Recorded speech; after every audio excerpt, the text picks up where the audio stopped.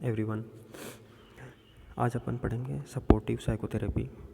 तो supportive psychotherapy को surface therapy बोला जाता है। वो इसलिए क्योंकि ये बेसिक लाइन पे वर्क करती है। ठीक है, सपोर्ट करना, बेसिक सपोर्ट करना, उस बेस पे इसको सरफेस थेरेपी बोला जाता है। ठीक है, इंडिविजुअल्स के लिए यूज की जाती है, पर्टिकुलर इंडिविजुअल के लिए काम में ली जाएगी। इसके अंदर पर्सन के डिस्ट्रेस को रिमूव किया जाता है, पर्सन के डिस्ट्रेस को रिमूव किया जाता है एंड उसकी आने वाली डिफ़िकल्टीज़ को रिमूव किया जाता है। ठीक है, देन उसके बाद में इसके अंदर बात करते हैं अपन सपोर्टिव साइकोथेरेपी के अंदर वेरियस टेक्निक्स होती है जो इमोशन टेंशन्स को रिमूव करती है। ठीक है, तो टेक्निक्स हैं, first one mental ventilation, environmental modification, education and explanation, reassurance और सजेशन। ठीक है, तो फर्स्ट वन अपन बात करेंगे मेंटल वेंटिलेशन की। मेंटल वेंटिलेशन सिंपल सा है, एक अपनी अंदर की जो फीलिंग्स होती है, जो दबी हुई फीलिंग्स होती है, उनको बाहर निकालना, उसे वेंटिलेशन कहते हैं अपन। ठीक है, और ये सपोर्टिव थेरेपी का फर्स्ट वन स्टेज होती है। ठीक है, साइको सपोर्टिव थेरेपी की फर्स्ट वन स्टेज होती है। इसके अंदर अपन फ्रीली टॉक करते हैं पेशेंट के साथ। ठीक है, जिससे वो अपनी बातें शेयर कर सके। ठीक है, तो इसके अंदर जो इमोशनल प्रॉब्लम्स होती है वो डिफरेंट टाइप की होती है। जैसे सोशल इमोशनल प्रॉब्लम हो गई, किसी पर्टिकुलर एरिया के अंदर रहने वाले पीपल्स के साथ उसकी प्रॉब्लम चल रही है, जिससे वो दब के चल रहा है। जैसे कि अपन बोल सकते हैं कि उसका सेक्सुअल अब्यूज़ होता है किसी पेशेंट का, तो वो डिप्रेशन के अंदर चला जाता है। तो ऐसी बातें वो शेयर नहीं करता है। तो यहाँ पे अपन क्या करेंगे, उससे रिलेशनशिप मेंटेन करेंगे और उसके डिप्रेशन को रिमूव करने के लिए अपन ये सारे काम करते हैं। तो उसके अंदर अपन मेंटल वेंटिलेशन यूज किया जा सकता है। ठीक है, ऐसे हो गया साइकोलॉजिकल प्रॉब्लम, माल अडेप्टिव लर्निंग प्रॉब्लम्स। ठीक है, देन अपन बात करते हैं इन्वायरमेंटल मॉडिफिकेशन। नाम से है कि इन्वायरमेंट को मॉडिफाई किया जा रहा है अकॉर्डिंग टू पेशेंट डायग्नोसिस। जो पेशेंट के डायग्नोसिस के अकॉर्डिंग अपन इन्वायरमेंट को मॉडिफाई कर देंगे और उसको सपोर्ट के लिए अपन यूज़ करते हैं, पेशेंट के सपोर्ट के लिए। सिंपल सी बात है। और इन्वायरमेंट को मॉडिफाई किया जाता है पेशेंट के डायग्नोसिस के थ्रू। यहाँ पे एग्जांपल दे रखा है मैंने मेनिया और एग्रेसिव पेशेंट के लिए।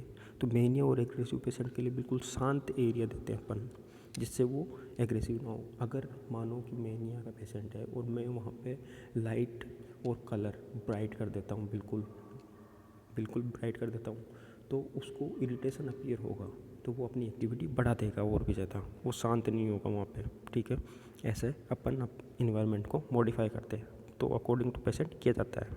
देन एजुकेशन और एक्सप्लेनेशन। तो एजुकेशन और एक्सप्लेनेशन सिंपल सा है, और सिंपल ऐसे है कि अपन एजुकेशन के अंदर सपोर्टिव थेरेपी के अंदर पार्ट आता है, दोनों ही सपोर्टिव थेरेपी में आते हैं। ठीक है, it is a help to develop the positive attitude. तो यहाँ पे क्या होता है, एजुकेशन पॉजिटिव एटीट्यूड डेवलप करता है। फॉर एग्जांपल मैं आपको बोलूँ कि आज मैं आपको जैसे कि आज मैं आपको कोई डिजीज़ पढ़ा रहा हूँ, तो वो डिजीज़ हो गई जैसे कि हार्ट अटैक हो गया। ठीक है, हार्ट अटैक हो गया, तो मैं वो पढ़ा रहा हूँ, तो आप क्या बोलते हो मेरे को कि सर ये तो हमारा पढ़ा हुआ है। तो वो चीज़ आपने कैसे बोली, वो पॉजिटिव एटीट्यूड कहाँ से आया, क्योंकि आपको पता है, आपने वो एजुकेशन ले चुके हो। आप इस वेस पे आप बोल रहे हो कि मैं हमें कि ये चीज़ आप यहाँ पे बोलते हो कि पॉजिटिव एटीट्यूड के बेस पे। ठीक है, तो अपन बात करते हैं इसके बाद में। तो ये डिफरेंट टाइप ऑफ एंजाइटीज़ के अंदर काम मिल जाता है। यहाँ पे टाइप्स ऑफ एंजाइटी है। ठीक है, उसके बाद में अपन बात करते हैं एजुकेशन, या एजुकेशन के बाद में अपन बात करते हैं एक्सप्लेनेशन की। तो यहाँ पे एक्सप्लेनेशन ऐसा है कि पर्टिकुलर डिजीज़ के बारे में अपन उससे डील करते हैं और उसको एक्सप्लेन करते हैं। ठीक है, पर्टिकुलर डिजीज़ को अपन बांधते हैं, पूछते हैं, पूरा डिटेल अपीयर करते हैं, उसकी कवर करते हैं, देन उसको एक्सप्लेन करते हैं। इससे होगा क्या, पेशेंट को कोई मिसकंसेप्शन है वो रिमूव हो जाएंगे उस डिजीज़ के अगेंस्ट। मिसकंसेप्शन से मतलब है यहाँ पे जैसे कि बोला जाता है कि साइकेट्रिक पेशेंट, पागल आदमी भूतों के कारण होते हैं। ठीक है, बुरी आत्माओं के कारण आ जाने के, रहवास उनके अंदर समा जाने के कारण से ये पागल हो जाते हैं। तो अपने को पता है ये गलत चीज़ है, ये बिल्कुल ऐसा होता ही नहीं है, लेकिन लोगों की ये धारणा है तो उसे बोलते हैं अपन मिसकंसेप्शन। तो यहाँ पे भी पेशेंट को उस डिजीज़ के अगेंस्ट कोई मिसकंसेप्शन हो तो अपन उसको रिमूव करवा देते हैं एक्सप्लेनेशन के थ्रू, ठीक है। देन रीएश्योरेंस, एश्योर करने के बाद में रीएश्योर करना रीएश्योरेंस कहलाता है, ठीक है। तो ये सिंपल एजुकेशन प्रोसेस के थ्रू है, एक्सप्लेनेशन और एजुकेशन प्रोसेस के थ्रू सिमिलर है बिल्कुल, ठीक है। इसके अंदर जैसे कि अपन बात करें कि पेशेंट बोलता है कि मेरी छुट्टी कब होगी, तो डॉक्टर बोलेगा कि कल, ठीक है। फिर वो कल पूछता है तो डॉक्टर बोलेगा कल। वहाँ पे ये चीज़ बोल के वो बता क्या रहा है उसको, वो उसको क्लियर कर रहा है, उसको ये नहीं बोल रहा कि छुट्टी नहीं होगी। अगर ये बोल देगा तो पेशेंट हो सकता है उसका बिहेवियर चेंज हो जाए, हो सकता है वो मैनिक कंडीशन का एक्टिविटी करे, हाइपर एक्टिविटी करे, ठीक है। तो इस चीज़ को अपन ऐसे डील करते हैं, रीअश्योर किया जाता है। यहाँ पे एग्जांपल भी दे रखे हैं मैंने, एग्जांपल में दिया हुआ है यू विल गेट वेल, तो इसको अपन बोलते हैं तुम ठीक हो जाओगे, ठीक है। या फिर आप भयमुक्त हो, मतलब आपको कोई डर नहीं है, ठीक है, आप अच्छे पर्सन हो, बहुत अच्छे पर्सन हो, ठीक है। ऐसे ही अपन क्लियर करते हैं उसको, ठीक है। देन अपन बात करते हैं सजेशन। तो सजेशन लास्ट वन पॉइंट है suggestion. The suggestion are a positive statement. किसी भी पर्सन को अपन अगर सजेस्ट करते हैं तो सिंपल सी बात है पॉजिटिव एटीट्यूड ही देंगे अपन, पॉजिटिव स्टेटमेंट ही देंगे, तभी जाके वो सजेशन को अपन एक्सेप्ट करेगा। और ऐसा ही होना चाहिए, तभी जाके एक्सेप्ट किया जाता है, ठीक है। तो सजेशन पॉजिटिव स्टेटमेंट होता है that help in relieving the symptoms, जो कि हेल्प करता है उसके सिम्टम्स को रिलीव करवाने के लिए, ठीक है।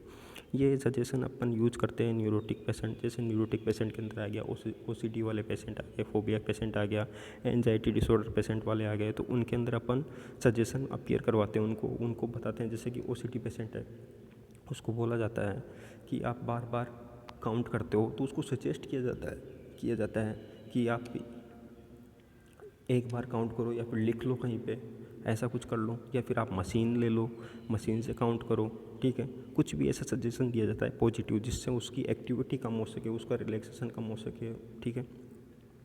देन साइकोसोमेटिक पेशेंट वो पेशेंट होते हैं जो किसी थिंकिंग को एक्सेप्ट कर लेते हैं, जो किसी जैसे फॉर एग्जांपल मैंने किसी पेशेंट को देखा जो कि स्किन डिसऑर्डर से जिसको स्किन डिसऑर्डर था, ठीक है, और बहुत ही ज़्यादा सीवियर टाइप का, और वो मेरे माइंड के अंदर फिक्स हो गया, ठीक है। तो अब मैं क्या करता हूँ, मेरे कुछ भी कोई डिसऑर्डर नहीं है, कुछ भी प्रॉब्लम नहीं है, लेकिन फिर भी मुझे अंदर से फीलिंग आती है कि मेरे तो स्किन डिसऑर्डर हो गया, मेरे इचिंग चल रही है वगैरह वगैरह। तो अपनी किसी चीज़ को देख के, किसी पेशेंट को देख के, उसको अपने जहन के अंदर एक घर टाइप का अपीयर करवा लेना अंदर ही अंदर, ठीक है, और उसके अगेंस्ट एक्टिविटी करना, अपने आप को फिजिकली एबनॉर्मल करना। यहाँ पे साइकोसोमेटिक का मतलब, साइको मतलब माइंड, और सोमेटिक यहाँ पे सोम से लिया गया, जिसका मतलब बॉडी होता है। तो माइंड के कारण बॉडी में एबनॉर्मलिटी आ जाती है, ठीक है। थिंकिंग के कारण, एबनॉर्मल थिंकिंग के कारण बॉडी में एबनॉर्मलिटी ला देना, ठीक है, उसे बोलते हैं psychosomatic disorder. Then thank you.